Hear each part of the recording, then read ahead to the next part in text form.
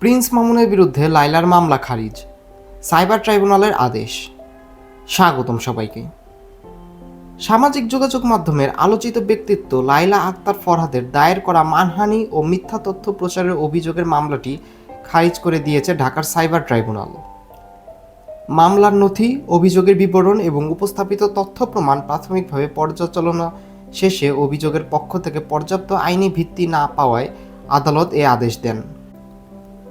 মামলায় লায়লা অভিযোগ করেন, টিকটকার আবদুল্লাহ আল মামুন, যিনি প্রিন্স মামুন নামেও পরিচিত, সামাজিক যোগাযোগ মাধ্যমে তার বিরুদ্ধে বিভ্রান্তিকর, মিথ্যা ও মানহানিকর তথ্য প্রচার করেছে।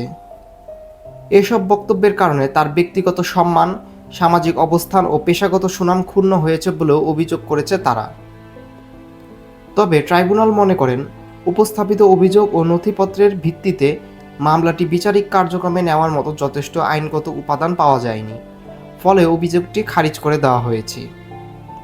এদিকে প্রিন্স মামুন ও লায়লাকে ঘিরে আরেকটি পৃথক ফৌজদারি মামলা বর্তমানে বিচারাধীন রয়েছে। ওই মামলায় 2025 সালে লায়লাকে হত্যা চেষ্টার অভিযোগে অভিযোগ গঠনের পর বিচার কার্যক্রম শুরু হয়। সংশ্লিষ্ট আদালতে মামলাটির সাক্ষ্য গ্রহণ পরবর্তীতে আইনি প্রক্রিয়া চলমান রয়েছে। সর্বশেষ এই আদেশের ফলে মানহানির মামলায় কার্যক্রমে আপাতত শেষ হলেও বিচারাধীন ফৌজদারি মামলার ওপর এর কোনো প্রভাব পড়েনি। বন্ধুরা, এমন আরও সংবাদ পেতে আমাদের চ্যানেলটি সাবস্ক্রাইব করে আমাদের পাশেই থাকবেন। ধন্যবাদ।